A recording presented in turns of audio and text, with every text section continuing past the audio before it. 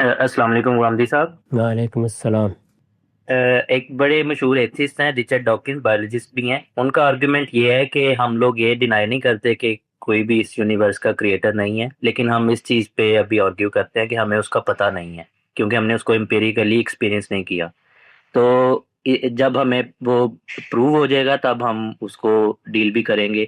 تو یہ زیادہ چیز ریزننگ کے قریب ہے، یا یہ زیادہ قریب ہے جو ہم لوگ بلیو کرتے ہیں کہ ہمارا ایک آئیڈیا ہے کہ ایک اس یونیورس کا کریٹر ہے، اور اس نے پھر ہمیں ایک پورا زندگی گزارنے کا ایک ضابطہ دیا ہے، اور ہمیں اس پہ عمل کرنا چاہیے، جس کو کہ ابھی ہم صرف آئیڈیا میں ہی سوچ سکتے ہیں اور ایمان لے کے آ سکتے ہیں، لیکن ریئلٹی میں نہیں دیکھ سکتے۔ تو عقل کے نزدیک کون سی زیادہ چیز قریب ہے؟ سلامتی ہے ان آنکھوں پہ جو ہدایت پہ نظریں جمائے بیٹھی ہیں، ان کانوں پہ جو ذکر خیر کے منتظر رہتے ہیں، اور ان قدموں پہ جو ہدایت کی راہ پہ گامزن ہیں۔ اگر آپ کی بات مانی جائے تو دونوں ہی بے عقلی کی باتیں ہیں۔ یہ بھی بڑی بے عقلی کی بات ہے کہ انتظار کیا جائے کہ جب اس کا تجربہ پیش آ جائے گا، تجربہ پیش آ جائے گا تو پھر وہ ایک مادی حقیقت ہوا، پھر وہ ایسے ہی ہوا جیسے چاند سورج ستارے ہیں، تو پھر تو مخلوقات میں سے ایک مخلوق بن کے رہ گیا۔ تو تجربے کا انتظار کرنے والی بے عقلی کر رہے ہیں۔ اور یہ بھی بالکل بے عقلی ہے کہ ہم اپنے طور پر ایک تصور قائم کر لیں، ہمارا پروردگار ایسا ہونا چاہیے، ہمارا خدا یہ ہونا چاہیے، یا عقل کہتی ہے کہ ایسا ہونا چاہیے، اس لیے کہ ہمارے پاس اس کے لیے قیاس کی کوئی بنیاد ہی نہیں۔ اور انسانی عقل جب شاہد اور غائب کا تعلق پیدا کرتی ہے تو وہ جس چیز کو دیکھ رہی ہوتی ہے یا جو اس کے تجربے میں ہے اس پر قیاس کرتی ہے، اس کے علاوہ اس کے پاس کوئی ذریعہ نہیں ہے۔ تو یہ بھی بے عقلی کی بات ہے۔ عقل مندی کی بات یہ ہے کہ اللہ نے اپنے پیغمبروں کے ذریعے سے اپنا تعارف کرا دیا ہے، پیغمبر بھیج کر بتایا ہے کہ میں یہ ہوں۔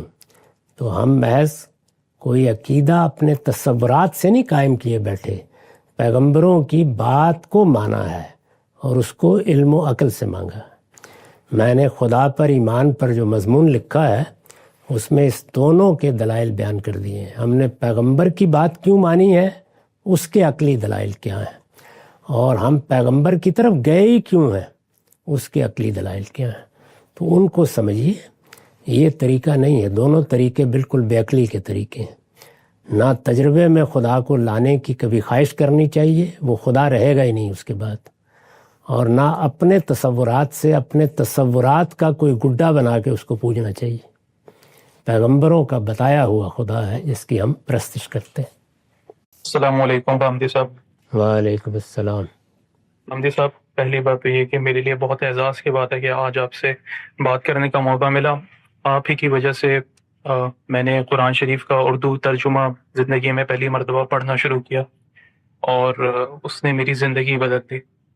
غامدی صاحب، سوال میرا یہ ہے کہ میں دنیاوی لحاظ سے ایک سکسیسفل انسان ہوں، پریکٹسنگ مسلم بھی ہوں، نمازیں وغیرہ ساری چیزیں کرتا ہوں، اور دنیاوی معاملات میں بھی لوگوں کے ساتھ کوشش کرتا ہوں کہ اچھا عمل رکھوں، لیکن اس کے باوجود مجھے محسوس ہوتا ہے کہ میرے دل میں جیسے ایک خلا ہے، میرا ایمان مکمل نہیں ہے۔ جب میں قرآن پڑھتا ہوں تو اس میں لکھا ہوا ہے کہ جو لوگ غیب پہ ایمان رکھتے ہیں اور اللہ کی باتوں پہ شک نہیں کرتے، لیکن مجھے ایسا محسوس ہوتا ہے کہ میرے اندر ابھی بھی چیز نہیں ہوا جو کہ ہونا چاہیے۔ کیا کوئی طریقہ ہے کہ اس اعتقاد کو حاصل کیا جا سکے، ایمان کو بڑھایا جا سکے؟ بہت شکریہ آپ کا۔ اللہ تعالیٰ آپ کی مدد فرمائے۔ اللہ تعالیٰ نے انسان کو بنایا ہی ایسے ہے کہ یہ تدریج سے چیزیں سیکھتا ہے، تدریج سے ان پر محکم ہوتا ہے، اور تدریج سے پختگی کو پہنچتا ہے۔ قرآن مجید نے خود بیان کیا بلغ اشدہ، یعنی انسان کو مختلف مراحل سے گزر کر اس نے وجود بخشا ہے، مختلف مراحل سے گزر کر اس کی تعمیر کی ہے، اور اب بھی وہ بچپن کے، لڑکپن کے، شیب و شباب کے مختلف مراحل سے گزرتا ہے۔ ہمارے ایمان، ہمارے عقیدے، ہمارے علم کا معاملہ بھی یہی ہے۔ تو اللہ کا بڑا شکر ہے، آپ کی توجہ ہو گئی، آپ نے دین پر عمل شروع کر دیا۔ اس پر ہر روز شکر کرتے رہیے، اس کے ساتھ اپنا علم بڑھائیے، اور وہ 3 چیزیں اختیار کیجئے جو خود قرآن کا بتایا ہوا سلوک ہے۔ قرآن کو سننے کا عمل، قرآن اصلاً پڑھنے سے زیادہ سننے کی کتاب ہے عام آدمی کے لحاظ سے۔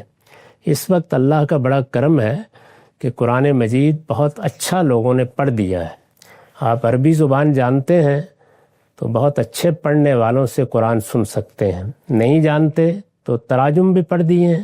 خود میرا ترجمہ 3 لوگوں نے الگ الگ پڑھ دیا ہے، پورا کا پورا آپ سن سکتے ہیں، تو ترجمہ سنتے رہیے۔ اسی طرح سے اپنے دین کا عمومی علم بڑھانے کا اہتمام کیجیے، خواہ ہفتے میں، 15 دن میں، مہینے میں 1-2 گھنٹے ہی نکال سکیں۔ صالحین کی صحبت کا اہتمام کریں، آپ کے قریب میں، آپ کے ملنے والوں میں، آپ کے دوست احباب میں جو اچھے لوگ ہیں، کچھ وقت ان کے ساتھ ضرور بیٹھیں، ان کی باتیں سنیں، خود اپنی باتیں ان سے کریں، اس سے آپ کا مجموعی ماحول بہتر ہوگا۔ تو آہستہ آہستہ شک کے کانٹے اکھاڑ لیے جائیں گے، اور امید ہے کہ آپ کا دل بھی گل و گلزار ہو جائے گا۔